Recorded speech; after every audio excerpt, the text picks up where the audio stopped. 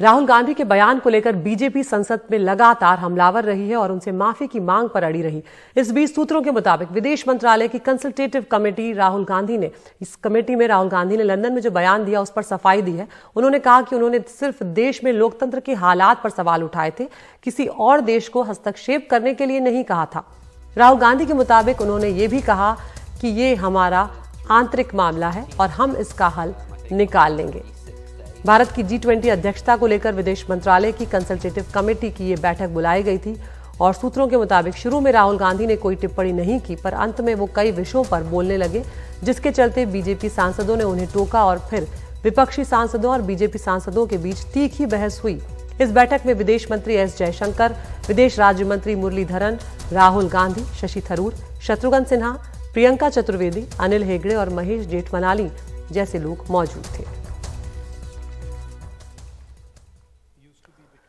तो हम सीधा रुख कर रहे हैं हमारे एग्जीक्यूटिव एडिटर अखिलेश शर्मा का। अखिलेश, ये जो खबर सामने निकल कर आ रही है इस बारे में बताएं, क्योंकि यहाँ पर सामने आ रहा है कि शुरुआत में राहुल गांधी जो है वो चुप रहे, बाद में वो सफाई दी और कई मुद्दों पर बोलने लगे, जिसके चलते सत्ताधारी पक्ष के लोग और विपक्षी लोग जो है वो आमने सामने हो गए। एक तरह से तीखी बहस उनके बीच में हुई।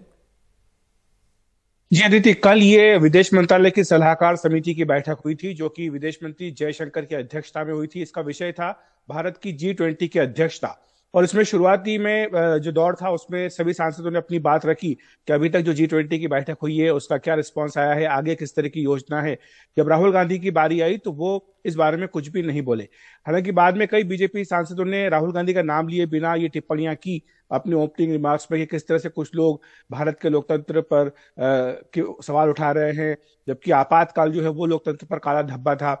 एक सांसद ने यह भी कहा कि कुछ लोग G20 की जो अध्यक्षता है उससे ध्यान भटकाने का प्रयास भी कर रहे हैं। तो बाद में जब राहुल गांधी ने कहा कि वो कुछ बोलना चाहते हैं और फिर उस पर उन्होंने अपनी ओर से सफाई देना शुरू किया। उन्होंने कहा कि जब लंदन में जो उन्होंने बात कही थी उस पर उन्होंने किसी देश को देश के मामलों में, आंतरिक मामलों में हस्तक्षेप करने के लिए नहीं कहा था। उन्होंने ये भी कहा कि उन्होंने केवल भारत के लोकतंत्र को लेकर के सवाल उठाए थे और उनका मकसद कभी ये नहीं था कि कोई दूसरा देश आकर के भारत के आंतरिक मामलों में दखल दे। तो ये सफाई उन्होंने अपनी ओर से दी।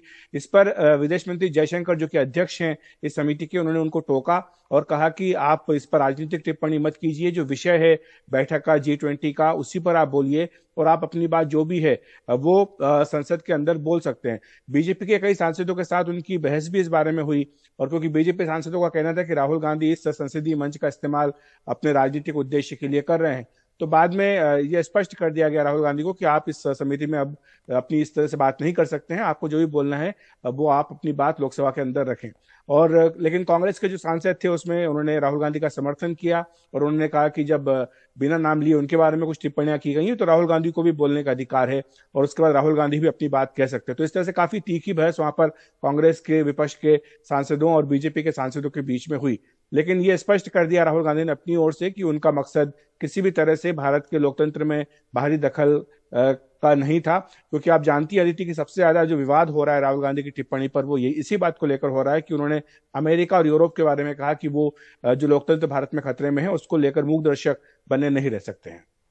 बिल्कुल अखिलेश, और किस तरह का राजनीतिक तूल इस मामले ने पकड़ा है वो भी आप और हम सब देख ही रहे हैं यहाँ पर। लेकिन अखिलेश, अब क्या जिस तरह से ये मामला बढ़ रहा है, जिस तरह का राजनीतिक रूप इसने लिया है, क्या आगे ये मामला कहीं शांत होता हुआ नजर आता है या अभी भी बीजेपी जो है बिना माफी के इस मामले पर चुप नहीं बैठने वाली है राहुल गांधी की? देखिए, बीजेपी ने यह स्पष्ट कर दिया कि राहुल गांधी को अपने इन बयानों के लिए माफी मांगनी ही होगी।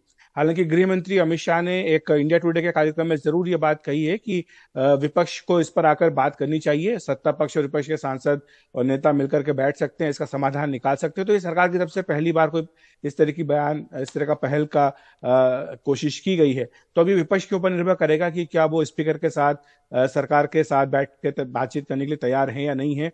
लेकिन ऐसा लग रहा है कि जो दोनों ही पक्ष अपनी अपनी बात पर अड़े हुए हैं और चूंकि अभी एक बड़ा राजनीतिक मुद्दा बन गया है तो ऐसे में समाधान निकालने की संभावना फिलहाल तो कम दिखाई दे रही है। लेकिन कोशिशें शायद अब शुरू हों क्योंकि गृह मंत्री की ओर से इस बात का संकेत दिया गया है।